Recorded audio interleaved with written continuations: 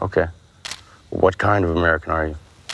Civil War, it's a masterpiece. It's really able to hold the mirror right back at us and say, hey, this is kind of what you're heading towards. Alex Garland has such a way of showing numbness to the horrific crimes that are occurring. And there's so many moments in this movie where you're seeing something absolutely horrific happening and it feels real and it just pays off so well. This is going to be one of the best films of the year. It is Alex Garland's best film yet. I think it is focused. I think it's visceral. And I think beginning to end, it is completely thrilling. It is terrifying.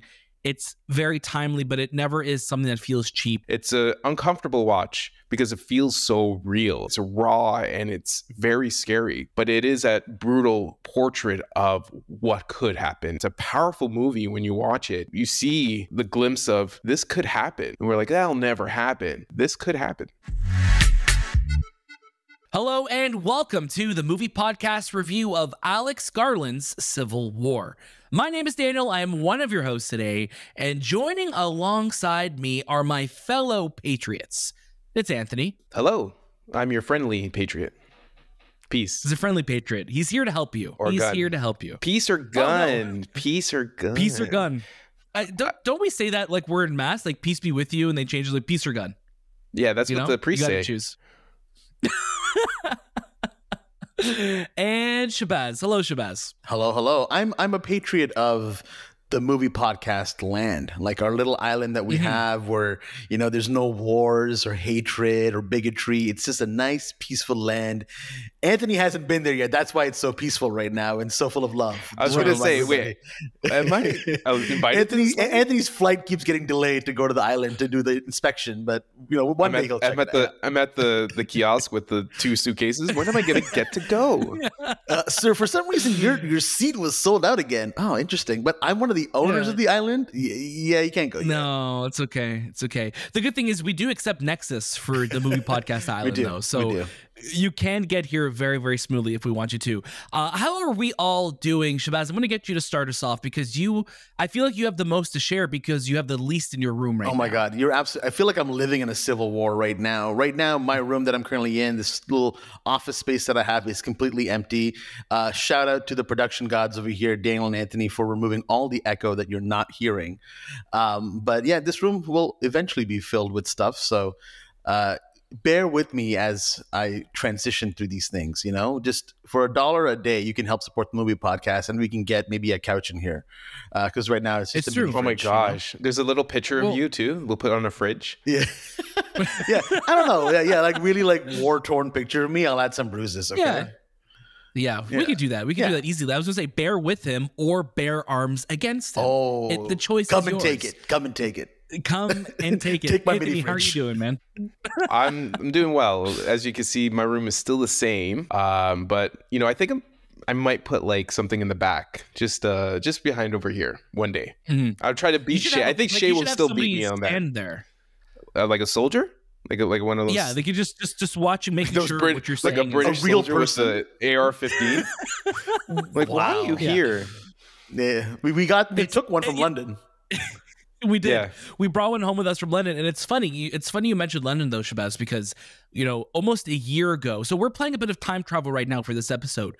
It might be coming out during South by Southwest, and if not, you're listening to it the week of release of Civil War because that's the movie we're talking about today. Absolutely.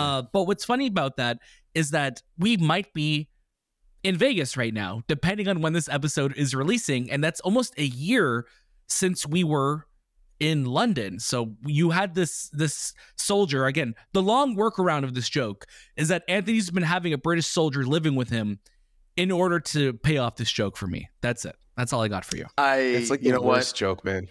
I hate to admit it as well, but I think we need to kick you out of this island as well. Well, maybe what if a civil war breaks out between the movie podcasts and we each break off into our own faction? I think that's possible. But I feel like mostly Anthony would go against us, right? He would just be like, it's just the math of like this small, it's like 2 inches, 2 inches, and 2 inches. Cut the logo.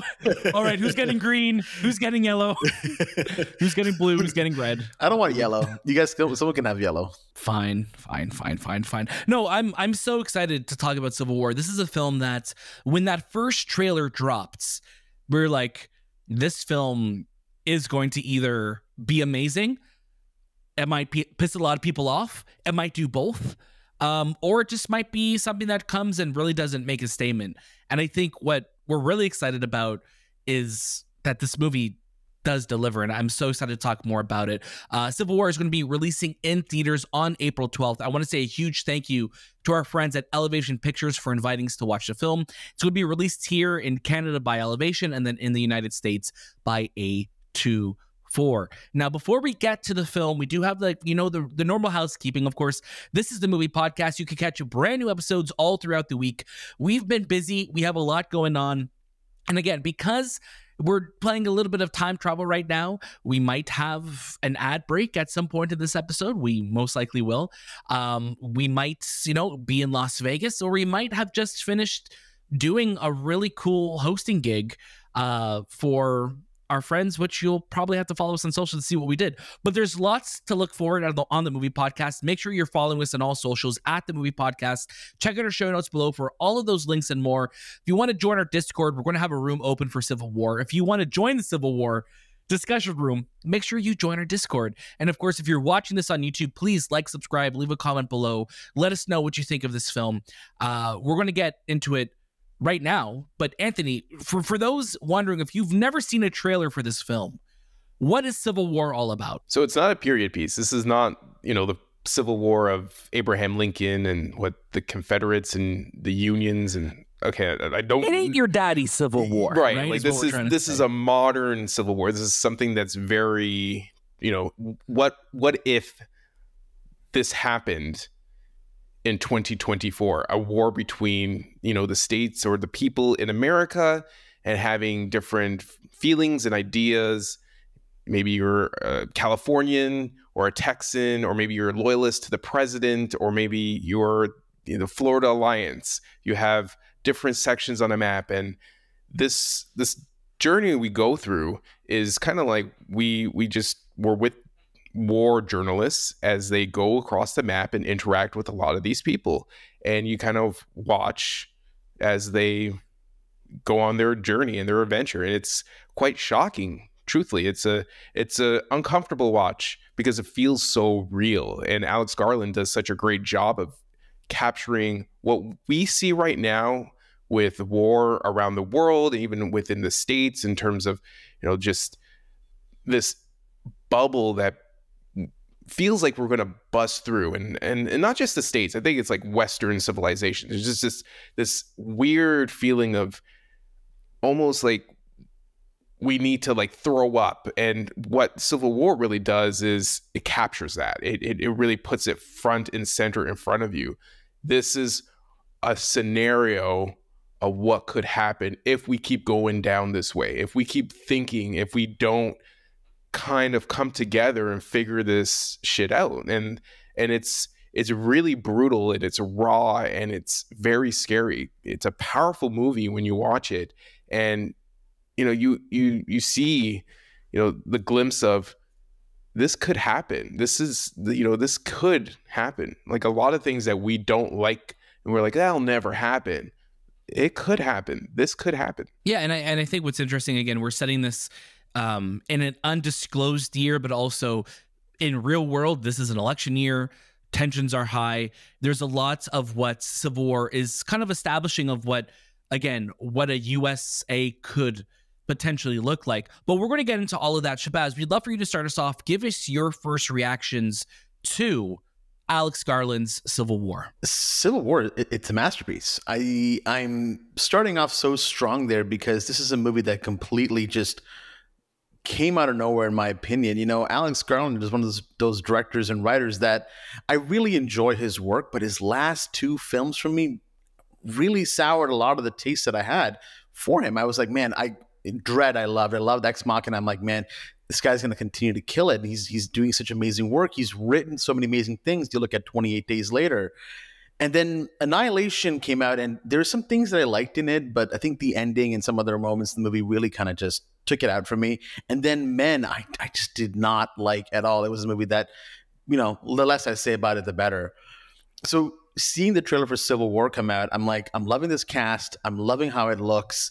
But why do I feel like this movie is going to get overtly complicated and it's going to try to create its own lore, or it's going to be a little too far out there and it just won't relate to me? Boy, how wrong I was, because so much about this movie just absolutely hits. The fact that it's releasing in IMAX, an A24 movie releasing in IMAX, is let alone that should kind of tell you where this movie is about to go and how beautiful it's going to look and be seen. Some of the best acting that I think I've seen this year. You're looking at Kirsten Dunst, who's absolutely killing it. Cailee Spaeny. Everybody else in this movie is just so damn good. It's a super fast-paced movie. This is one of the few times I've sat in the theater and really looked at the time and been like, oh my God, it's done? Like, I feel like I just sat down, because I was at the edge of my seat the entire time throughout this entire film. It's so fast-paced. It's got some brilliant moments in this movie. You look at what this movie is able to do. It's really able to hold the mirror right back at us and say, hey, this is kind of what you're heading towards. Almost all of it seems completely plausible, like, Anthony, you were talking about. And I think that's the scariest part about this movie, that while watching it, I'm just like, well, this could literally happen tomorrow. It seems so real, the situations that people are involved in. And I think what's great about this film as well is, because it's not overtly complicated, you're stuck from the beginning to the end in one story, and it just pays off so well. And that's what I loved so much about this movie. But I definitely want to give the floor to you guys, because I'm sure there's so many scenes that we want to talk about in this movie especially. What's so fascinating about Civil War as well is that Alex Garland is, he's British. So he is, an outsider giving his perspective. Obviously, most likely has a lot of experience being in the States and seeing what's going on in the United States. We talk about this being a plausible film. Like, you never know. I mean, again, you look at a lot of events that have happened over the last 5 or 6 years in history, and you're like, I didn't think something like January 6th was possible, but it happened. And I remember us all doing work from home and seeing that and being like, oh my God, this is happening right now. Like, this is something that's happening in this world.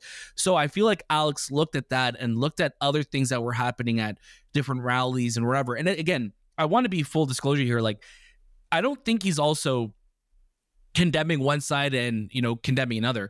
This film is very much in the middle. And I think that's what's so fascinating about it being through the perspective of war journalists. You're not there to comment on what's happening. You're there to observe and report and let other people decide. And I think that's what's so fascinating about Civil War, is that it really isn't taking a side. It is taking you through.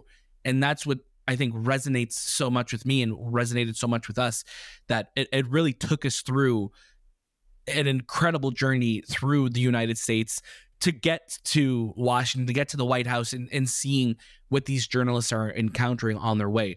I'm going to talk more about it, but Anthony, I would love for you to jump in. You had some really great, we were talking right before we started recording, and you mentioned just like how the USA is like a fishbowl. And I just wanted you to dive into that too, because I thought that was so fascinating. Especially for Canadians, because we're looking into the fishbowl. We're so influenced by American culture. We know what's happening in your states. We know what's happening in your counties. We see it. Like, it is our TV, and a lot of that influence kind of comes back to us as well. Because I noticed we've suddenly started to change in our ideas, and we talk a lot about red states or red provinces and blue provinces, and what side are you on? And there is it's as much as Alex Garland is British, a lot of the Western world is influenced by America, and we watch and we see, and we're like, they're crazy with their guns and their school shootings. They're never going to change, But we see it starting to trickle into our world as well. So truthfully, we know more than you know. And it's a weird feeling, because I have a lot of American friends, and we would discuss things, and just, he would be shocked that, whoa, you guys know a lot about us. And like, yeah. And it's almost to the fact that when I watched Civil War, I got very emotional because it was very scary. Like, shit, this can't happen. This can't happen. We can't allow this to happen. I don't want that to happen, because that will kind of spew into our world. Even though in this world that Alex has created, Canada seems to be doing well. I just don't think it's not believable, because Canada's not doing well. But our money is worth a lot, which is very our strange. money's doing well. but I think it's like that, you look at back in 2016, and that was always the line that Americans would say all the time. And again, for our American listeners, we know the majority of you are American listeners. We're just talking in generalizations about how people kind of spoke about the elections and stuff at the time, where it's like, oh, if Trump comes in office, we'll just move to Canada. And that was like how so many people reacted. And I think Alex was commenting on that. Like, yeah, like Canada seems to be doing well, even though the US is war torn right now.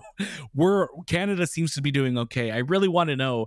I'd love to get a Canadian perspective for this film to see what's going on here. Yeah. And the Civil War it's just a very real and brutal experience, but brutal in a entertaining way. Like there are moments where you're just shocked that these scenes are happening, and you kind of see it, right? Like if it wasn't just a rally here or a rally there that you've seen on CNN or wherever you get your news source, it just felt very real. And that's the biggest thing I took away from this film is there wasn't no world building. You don't even know who the bad guy is. There's no bad guy. And I think that's a big thing. Like Alex Garland is saying, like, yes, there are sides in this country, and there's states that are divided, but bad things are happening. Who is the bad guy? And it's like, think if we just come together, we can like live in harmony as much as we can possibly can, but at least get out of this mindset of civil war. And yeah, it just felt real. And in IMAX, especially the scenes where they go to the White House, there's a lot of fighting, and it's just very loud. Like when I tell you those ARs going off, it scared me. Like you jump, you're like, holy shit. Like I've never been around a gun like that other than a video game, but that felt like I was there. It makes you feel like you're in Washington, D.C., you're in wherever, like as you cross this journey, you go through all these different states. But it makes you feel like this is happening now. This is happening today.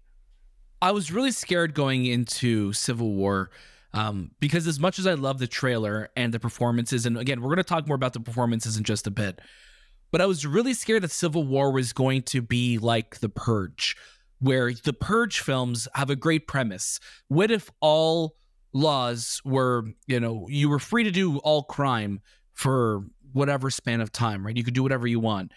And then when you watch The Purge, you're like, okay, this really just kind of turned into more of a home invasion film. And then we got a bunch of Purge spinoffs. Anthony, you and I reviewed The Purge election year, like years ago at this point. Holy crap. I think it was around election year, wasn't it? I totally forgot. Yeah, that was a long time ago. We reviewed it such a long time ago, and I was so worried that the Civil War was going to be another film like that, where it's just like, okay, here's a really cool premise, but there's not much to what this is. And I'm just so happy that Alex Garland, it delivered truly. Again, I know we just had Dune. This is going to be one of the best films of the year. It's a movie that I have not stopped thinking about. It's a film that I am so excited to show people because there is so much going on in this film, but it also has such an incredible through line. And I think he just nailed the perspective in this. And I think and I love Alex Garland. Ex Machina, one of my favorite films. I'm looking at the A24 script book, Anthony, that you gave me a couple years ago. I adore that film. But what I think was missing from his next films with Annihilation and Men, it just felt like the perspective felt off. It felt like, okay, like we're getting a story, but we're almost going too big of an idea than really focusing on the nugget of what makes this special, like what Ex Machina was. And Civil War being through the perspective of war journalists, I think is the most fascinating thing. And I think the best decision that this movie makes, one, because you have an incredible cast who are carrying you through this. Like Shay said, you have Kirsten Dunst, you have Wagner Moura, who's incredible. You have Cailee Spaeny? What's her last name? I think Spaeny, yeah. Spaeny, yeah. Is incredible. And then you have Jesse Stephen McKinley, who is just, whatever he's in, brings so much gravitas to. But you have these people who are grizzled, they are jaded from the world that they're in, and all they're trying to do is, report on what's happening. And that there's that whole line of, democracy dies in darkness. And there's so much to the world that like we need to have perspective. We need to have people showing that. Yeah, like when you think of war journalists, it's always someone else's war, right? So this becomes close to home when you're in your own country, especially for Kirsten Dunst, who is in this world, she is like the war journalist. She's been everywhere. She's seen people be set on fire. She's seen people dead, half dead. Like, like she's seen it. She's become completely numb. And then you have Cailee, who is, she's young. This is probably her first war. And she kind of goes into it being so naive to the fact that she doesn't know the people and how we can act when we go into a scenario like this, and how savage and animalistic. Because I think when you see her face, just the innocence of her face, there's a scene at the gas station, and it's just, I think even if you look at the thumbnail for this YouTube video, her face for that scene just encompasses my face. Like I felt the same way. That's exactly how a lot of people would look when that scene happens, because it's just frightening. It's scary. It's such an emotional shock that you're just like, I can't believe this is happening in my own country. Alex Garland has such a way of showing numbness to the horrific crimes that are occurring. It's like a numbness to horror. And there's so many moments in this movie where you're seeing something absolutely horrific happening and it feels real. But even to the audience, you're able to just kind of like let it sink in within you. In most movies, when I watch something totally terrible happening, like you look at the grotesque nature of like a Saw movie, for example, you're kind of like wincing and you're like, oh, this is gross. There are moments in this movie where absolutely gory and horrific things are happening, but you're just kind of like, oh, like this is horrible. And it's a brilliancy of this director, Alex, and the writing that he's done to really put you into the character right away. I felt so empathetic with Kirsten Dunst. I'm like, she's been through it. She's seen it all. Like nothing is new to her. And you're just kind of like acknowledging her journalistic integrity of still like, I'm not going to get involved. I'm not going to pick sides. I'm literally just going to report the facts. And journalism nowadays, I feel like has found such an interesting place to be. It's totally not what it used to be like, pre-pandemic. It is so much worse now. You're just seeing everyone going for clickbait headlines and such and such. This movie really strips it all down, takes it right back to the essence of what journalism is. And it's this unbiased view of the world events. And that's what this movie is. Again, it's this complete through line, like Daniel was saying, of getting from point A to point B.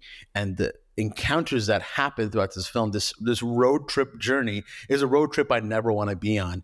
There's a moment at a gas station that we're talking about, and it's just, I think the whole time I was sitting, I was sitting at the very end, and Daniel, you're on my left.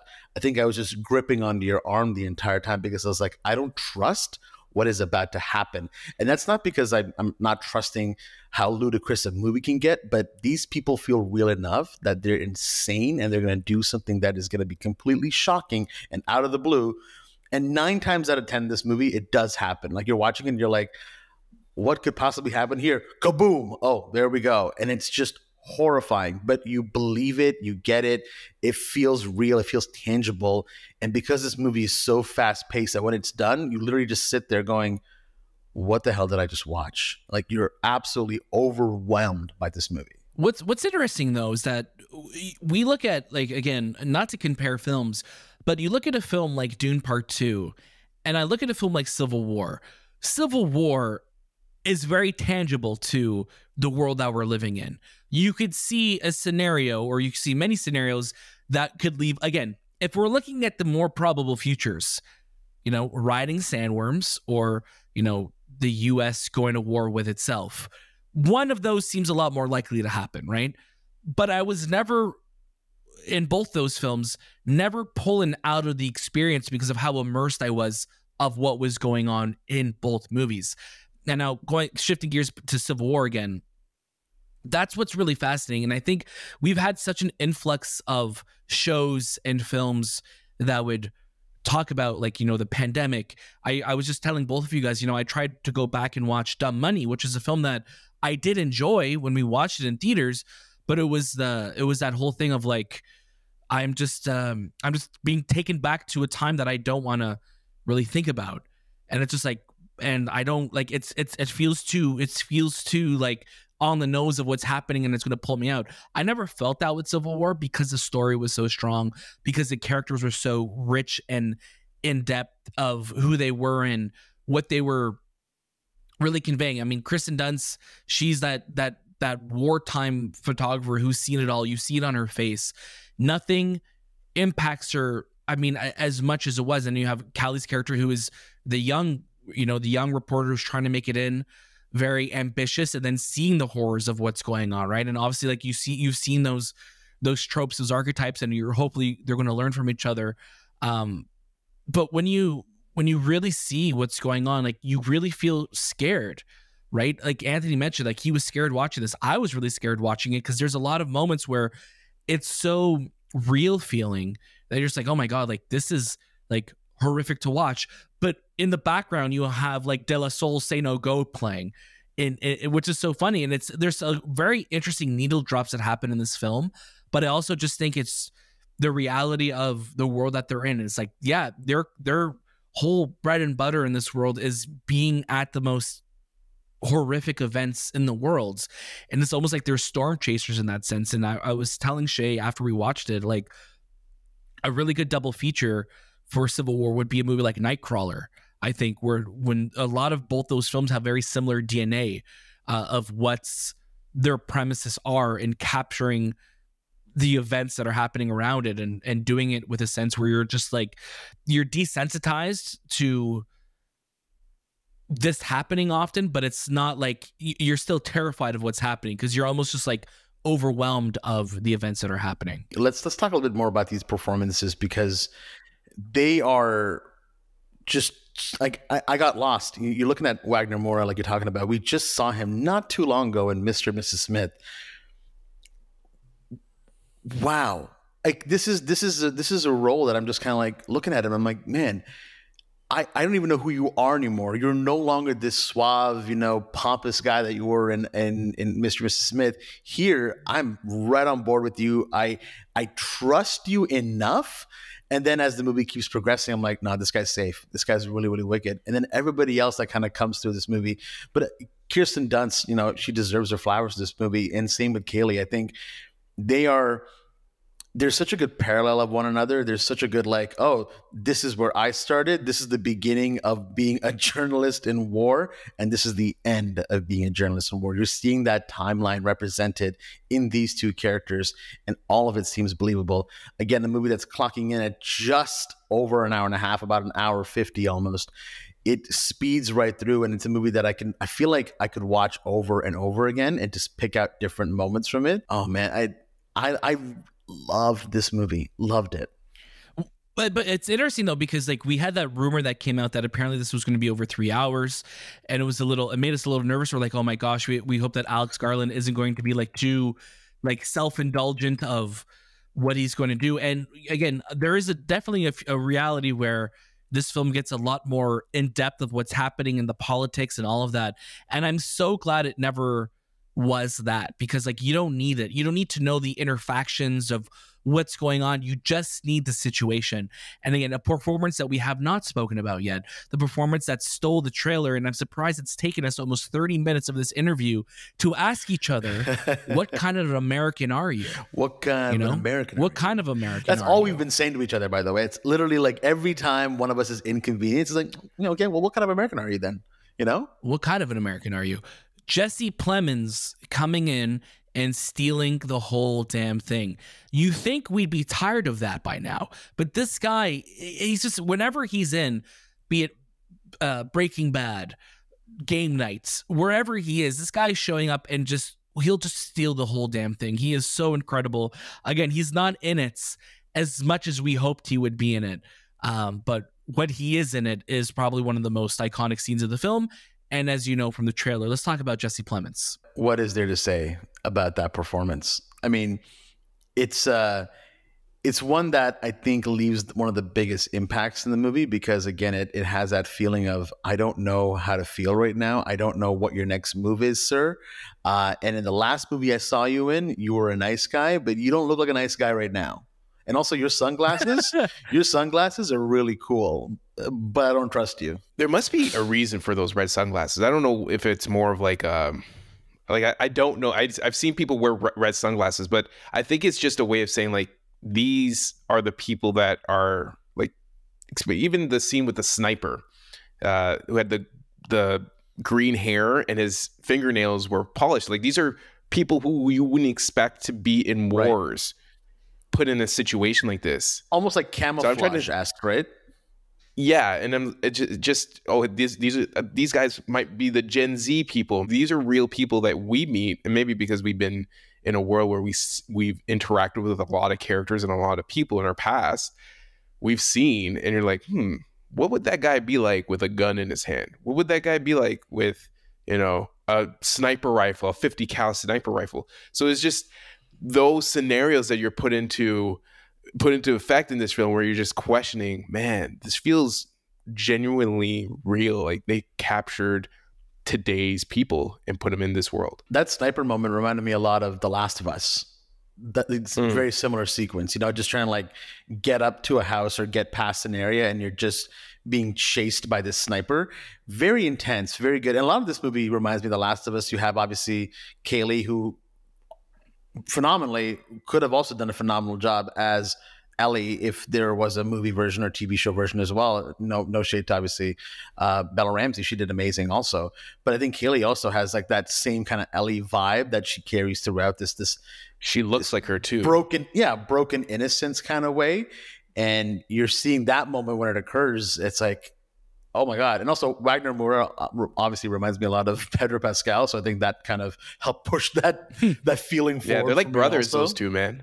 I don't know why. I want to see them in the movie together because Wagner has. But they've been in a TV series together, right? Like, I think it's Narcos. I'm not too sure. Narcos. Was yeah, Narcos? There we go. Now I got to watch Narcos. So everyone yelling at me in the comments, I'm going to watch Narcos now. Red glasses do help with overstimulation from when I was just looking up while you guys were talking there.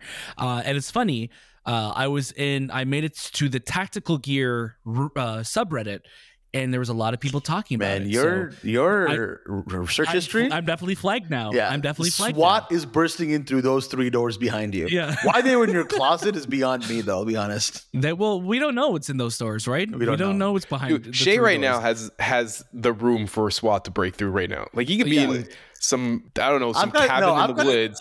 I can clearly see both those doors open. Witness protection right now. No, my room is like Sicario. Like, I'm pretty sure there's a body in a bag. That's why there's painting marks on the back, because he just painted the wall with bodies in the back. I had to close them up. I had to be like, listen, guys, we can't have these bodies here visible, so I need to close them up. I'm going to be on the movie podcast. We're going to be recording a review soon. I'm going to be recording a review soon. I can't have the evidence out there. God, we need to update the safe house, please, because clearly there's a lot going on. Yeah. But yeah, getting back to Civil War, I think Jesse Plemons, absolutely incredible in the scenes that he's in.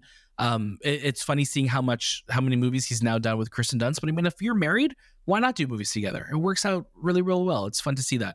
But yeah, he's fantastic. I think the cinematography we spoke about a little bit. Rob Hardy, who's worked with Alex Garland in all of his films. He also shot Mission Impossible Fallout, which is one of the best looking blockbusters of all time. So I think it makes sense that, we have Garland, who this is his biggest film yet. I truly think Civil War is his best film yet. It's completely like, made me feel so immersed, and seeing it in IMAX really was a special way to watch that. And I really hope we get a lot more movies of this scale on the big screen, because again, Civil War feels like it's a big movie. It's a $50 million budget. I know that's not small by any means, but when you compare that to the $3+ million, the $100 million movies that are being made, it looked incredible. There wasn't a lot of, again, we'll probably get a VFX breakdown. There was CGI, but there wasn't anything that made me go, oh my God, like, look at that. Everything that I felt in this film was those small moments of like, of somebody being killed or somebody being set on fire. And it feels so visceral and scary watching that on the size screen that we did, because it completely takes up your entire peripheral vision. That is all you are focused on, and you're completely encapsulated by it. And then you have the sound, which literally gave me PTSD watching it, because you are literally on pins and needles the entire time, beginning to end.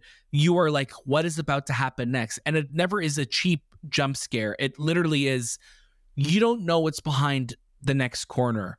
And that's what's so brilliant about every scene in this film, is that you are constantly looking, trying to see what's out of frame that I'm not seeing. Why are things the way that they are right now?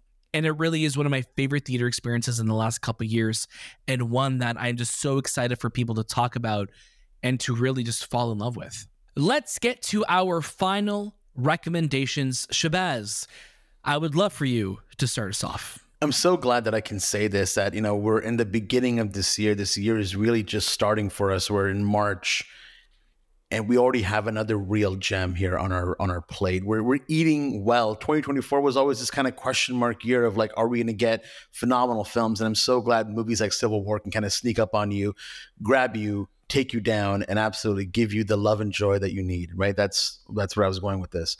But no, Civil War is a real gem. I think Alex Garland has created one of his best movies to date. This is a phenomenal movie that you need to go watch in theaters, and you'll be probably watching it at home. It's going to inspire discussions. It's going to inspire a lot of controversy as well. I'm very confident in that. And I'm really curious to see, while we are going into an election year as well, what this movie will have as an impact if enough people go see it. And I really, really hope people do. I'm right there with you, Shay. Civil War is a real gem. It is Alex Garland's best film yet. I think it is focused. I think it's visceral. And I think beginning to end, it is completely thrilling. It is terrifying. It's very timely, but it never is something that feels cheap. Like I said, and again, not to bring the comparison back from earlier, not that I ever feel like The Purge was a cheap film or anything like that. I meant like that The Purge is a great concept, but the execution of it felt a little bit more like we can make this whatever we want. Civil War is a very focused film, and I think what makes it so incredible is the performances, is the visuals that we're seeing, and the premise of it. It delivers. It really showcases the importance of journalism, and also the darker sides of what, journalists will go through to get a story, to headlines, to the screens, to the paper, what have you. It's a real gem. I'm very excited to see the conversation that surrounds this film, because I think it's going to be really interesting to get some perspectives. But yeah, it's a real gem for me. Anthony, take us home to the White House. Guys, I think we're coming together. The Civil War is done. Our Civil War is done. It's it. Three real gems. Three real gems. That the Civil War is like, it's a shocking film. It's a film that I didn't expect to like so much, even though I had certain reservations with just how I felt. It's like, it's not like a movie I like to watch again, but it's also, it's entertaining. There's a lot of things that happen that I enjoyed, but it's just also a film that I just hate to watch because it could be a reality. But it is a brutal portrait of what could happen. And I think this movie does such a great job of giving that message out, like, let's figure it out. Let's not go down this route. Let's think about what our world looks like, especially if you live in the States during this election year. It's going to be red or blue. There's never in between, right? You can't be in the middle. You got to be one side or the other. And that's what this movie kind of puts into perspective. Like, let's come together. Let's figure shit out. Must watch in IMAX. IMAX is the only way to watch this film because it's fantastic on the big screen. I love it. That was the movie podcast review of Alex Garland's Civil War. Again, it's going to be out in theaters April 12th. Make sure you go watch it and check it out in IMAX if you can. It really is those extra few bucks. And speaking of extra few bucks, if you have any extra to toss our way, we love what we're doing here at the Movie Podcast. And if you want to toss us a couple bucks to help us keep the lights and the mics on here, that would mean the world to us. You could also subscribe to us on Apple Podcasts. If you like what we're doing, please leave us 5 stars on Spotify, on Apple Podcasts, on YouTube. Give us a thumbs up. Whatever you're doing, if you don't want to throw us money, that is totally okay. But engage with us that way. That does so much for the show with visibility, being able to reach a lot more people, and it means the world to us. And of course, if you want to keep these conversations going after this episode is done, make sure you join us on Discord. We're having some great conversations there. We have lots going on. March and April are absolutely stacked for us. We're heading to Vegas for CinemaCon, so we'll have lots more in the world of movies to discuss about what's coming in 2024 and beyond. But until then, that was This Time with the Movie Podcast, and we'll see you next.